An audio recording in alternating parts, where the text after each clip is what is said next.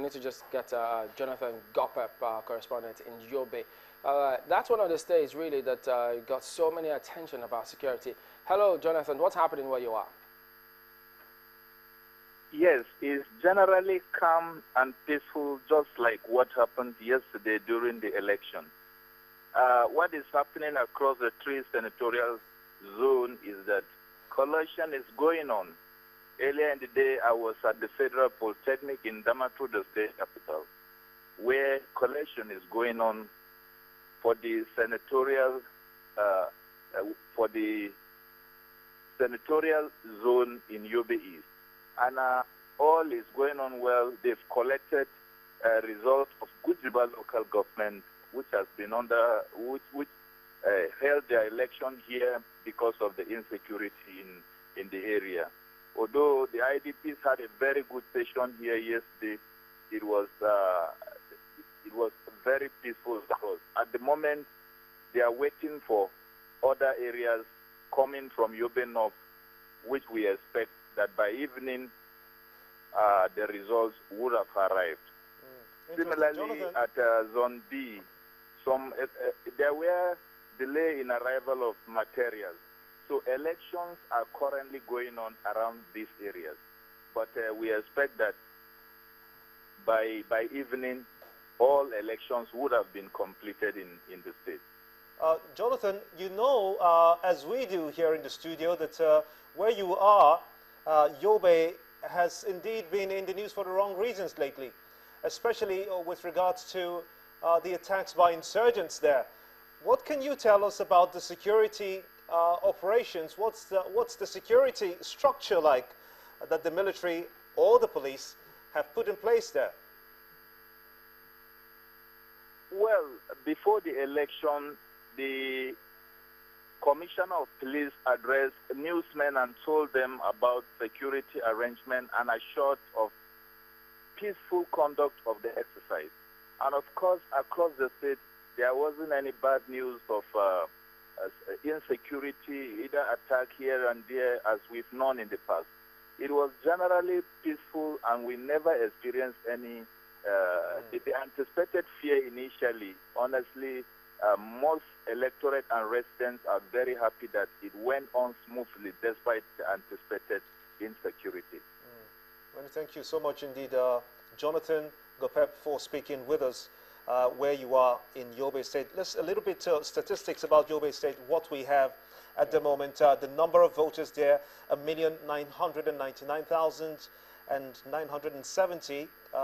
Just about 824.4 have collected their voter cards. Not that that means anything now at the moment, but that sums up about 79%. Yeah. 74.9% of all of that. Now, what we're getting, the feelings we're getting from this is security. One thing we got to give to the people have been, you know, conducting themselves well at the polls, at the unit so far. Yeah. There seems to be an aura, a feeling of something is going to happen. And that brings us back to where we were. You have said your own side of the story. What will be your recommendation? Please grant me the indulgence to make this intervention. Because I have earlier stated that I have a concern of the level of coordination regarding the security structure and arrangement. And the reason I say that is that, for instance, this morning, elections in certain places were to continue, or indeed continued after yesterday. Now, they were, particularly in Lagos, movements were stopped at Ojota and Ikorodu, as I understand it. And I monitored this station, and the Inspector General of Police was put, online, where he categorically stated that movement is not restricted. As at the time he was making those statements, movement was indeed stopped by the soldiers in those highways. So I felt that there was the need to have improved the level of coordination between. Look, with respect to civic exercises such as election, it is indeed not the business of the Nigerian military. The reason why they are featuring in our own climb is because of our peculiar circumstances, where you have very clear cases of breach of security in some parts of the country. And so one would have thought that there should be an effective collaboration and coordination of their security activity, just so that the Nigerian people are not shut out or shortchanged in the process. Do you think that would have upset someone, for example, who was, for example, driving to go and vote, and then you get this soldier saying you cannot pass? Do you think that would have affected that's one people? side. That's one side of it. The other side of it is that I had voted yesterday. I am indeed proceeding to the church or the mosque. I do not see the reason why, particularly when I have heard that the Inspector General of Police has clearly said that the restrictions are not limited. But look, let's remain fixed on the ball. I think that those who said movement is not restricted, those who were also trying to ensure that movement does not occasion the breach. Because ultimately, it is not for nothing that those people are there all through the night. I left the station around 11 p.m. yesterday, and all through the road, I could see these soldiers scattered all over the highways of Lagos State. I think that the purpose is to continually ensure that the gains that are already recorded are not derailed. So ultimately, it is to guarantee, but there should be coordination, so that the people are not confused. Well, you didn't tell us about nursing your fears. What are your fears? When the results start coming out, she is scared. My fears will usually be subsumed under the optimism that I have. And there is a sense in which we must look. There are a lot of lapses here and there. Barabi Musa said on your studio, I heard him, that he collected his PVC only yesterday, a few hours before the election. Weren't we told that the collection of PVC had concluded? Yeah, after the deadline, yes, on the 22nd. So these are issues. I had mentioned that in Otoke, the president had the privilege of relying on 4 different backup card readers. Was that available for my grandmother in my village? And so on and so forth. These are issues, but if you, in totality, if you aggregate what has happened, and you remain focused on where you are going, you know that we have actually passed the Rubicon. My hesitation about calling on the military to assuage my own fears has been affirmed by what you said this morning, where soldiers were stopping people from moving, whereas the directive from the IG was that there was no restriction of movement. Yesterday was election day. Today was just a overflow of that. My concern is when we call the military to the streets, soldiers, they have no business on the streets. When they come to the streets, sometimes lack of communication and coordination could lead to them doing things that they were not supposed to do, and then leading to a situation where the violence that we're trying to avoid ensues and escalates. So, but has that gone? I think has it been properly managed? Do you think? No, I don't think. Okay, so far so good, obviously. But from what he said, the example he said when there was the problem in communication. So the IG of police thought a certain thing, and the military people thought a certain thing, and on the street, the people on the street, the soldiers or the police officers on the street, they're acting a different way. So the communication is not flowing down properly. And that was today. That was today. So yesterday, so far, yesterday was good in the sense from all that we have heard. The police officers, the soldiers, whatever, they just stood aside and watched the process. Right. That is what we want. But I will not go out and say the military. But in fairness to them, for the records, actually the whole thing has cleared out now, because soon after it hasn't cleared out. You see, there is a breaking story. Emmanuel Areye, our correspondent in River State, is telling us now, and I wonder what's going through the Inspector General of Police mind at this time. There is mass movement to INEC's office, and he says it's by the APC right now candidate right now as we speak. He just gave us that information just moments ago. Right now, as we speak, they are moving to INEC's office, and they broke the police barricade, and the police didn't fight back. They allowed them to have their way until they got there. They said the opposition's governorship candidate is in there in your office. That's what's his name? In River State. Yes. And then he said, okay, he's inside there. We also want to get there. The tension is quite high in a place like that. What do you expect that the security people should be doing? Even in your own words, River State remains a flashpoint in this whole exercise. Indeed, I think there is even an account of death even if it's one Yeah. person. Yes. Yesterday. Yes. Now, I was speaking specifically about Lagos, and I was saying that given the contradictory signals we got from the statements and reactions of both military apparatus, it was clear that there was poor coordination at that time. But it seemed to me that they are also watching, and that's one point in which we have to commend the media houses, including yours, that they probably got to know that the police had already given this information, and the information probably also got to the GOC commanding the military here. So as at the time I was coming here this afternoon, there was no such restrictions any longer. So for me, it is that they've gotten that right. But if you're speaking about River State, and with particular reference to the incident there, you cannot, Nigeria is a massive, huge country with a lot of tendencies everywhere, particularly when it has to do with full context such as this. And I think that the security arrangement in River State should be beefed up, essentially to ensure that what has started does not escalate.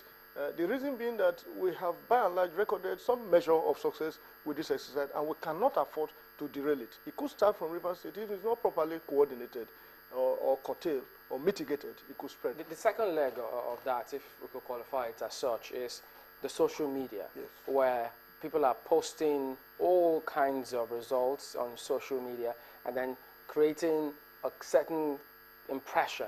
And then the tendency for that is, if the result announced by INEC happens to be contrary to what is being, published in the social media, people will then react. It will be chaos. But Whichever way. the thing with social media, I always refer to the internet, social media, etc., as a tree of good and bad. So when it works for us, INEC has also used social media to publicize information about this process. So when it works, social media works for us. In this case, social media is not working in the sense that this information is wrong information and all of that. The question is, what do we do about that? There's nothing we can do about that. We can only appeal to people, please don't post anything that is not officially published. Do you trust social media results? Well, do I trust social media generally? Yes, I do. I do research on information technology, What about the so results? I have faith in social media.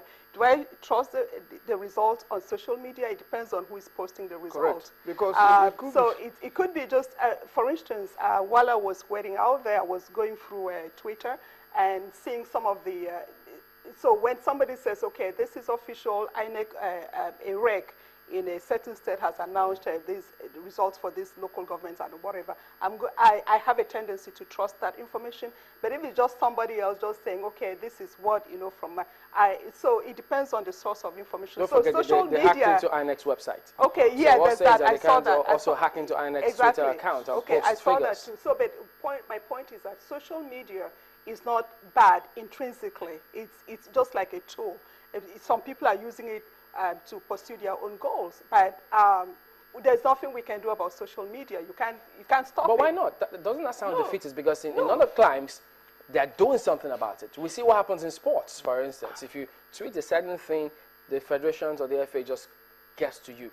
When they had that riot in UK, they were able to trace people to certain places directly from where it came from, to the extent that now the West, they're even taking owners or proprietors of these platforms to see how they can access information and deal decisively with it. Okay. Should we throw up our hands in the air and say No, we can't. No, what do I anything? mean, I'm not advocating irresponsible use of social media or other technologies for that matter. What I'm saying is that there's no way we can make a law that says, okay, you cannot publish election results on social media. Why you not? can do that. You can do that here on channels. I was asking yesterday, are you, like in the US, CNN would by this time would be rolling the results as they come in. Okay, I asked you yesterday, you said no. So the law here says you can't do that.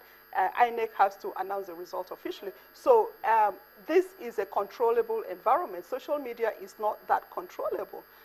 China has tried it and it's not succeeding to a large extent. And so there's no law, there's no way you can promulgate a law and say that says, okay, you wasn't can't that do this on censorship? Well, that's censorship, exactly. That's what so I'm not, as a journalist, as a political scientist, I'm not going to say anything for censorship. No, social media has to be there. We just have to appeal. But for self-censorship? Yes, exactly, you got it. So we have to appeal to ourselves, to censor ourselves. You want to respond to that? But for the mischief to which the users of this social media have deployed this whole thing, there was clearly nothing wrong about it. The reason being that the idea is to, get out there as much information as possible, just so that when ultimately the results are out, you could juxtapose and compare. But I think that by far more important than this is the role of INEC as the statutorily mandated body to midwife this democracy. Their duty at the moment, and I'm sure they have Director of Civic Education, Chief Press Secretary to this, and this is the time when they have to rise up to the occasion and then increase the sensitization. Now, in instances where we've already seen contradictory results, even on the social media, that also undermines the credibility of those who are perpetrating this thing, because you cannot be sending contradictory results. It will clearly be unbelievable. So it will be the responsibility. For those who care about credibility. Yes. Oh, well, don't forget, again, it's a contest. It's a contest, and you see, if you allow me to stretch it back, you could see that at a point, particularly after the postponement of this election, most of the campaign, the hate campaign speeches, dishing out and publications, were almost getting back at those who were issuing it. I mean, people were like, come, is it that this is just the only thing you have to tell us with respect to this very important exercise? So let's face it, what INEC can do in the circumstance is to effectively, embark on a sensitization exercise. To say, look, we are in charge of this process. This is the procedure by which we will collate the results and then give you, as soon as possible, the authentic outcome of this election. And then people should, whereas you are at liberty to get as much information as possible, expect that by all things being equal, you're going to get the authentic result. And that will help to douse the tension. Is it possible to expect that by this time, INEC, at least at the local government areas, the state at the state level, that at this point, INEC should be releasing results at this point? According to the Electoral Act, I mean, for each of those polling units, the polling officer, at the end of the day, can announce results at that time when it's completely over. Okay. So, but for those who now take that unit results and turn it into ward results, not many can differentiate some of those, and so they could run with that, and that could be misleading. But we'll come to that a little further in a moment.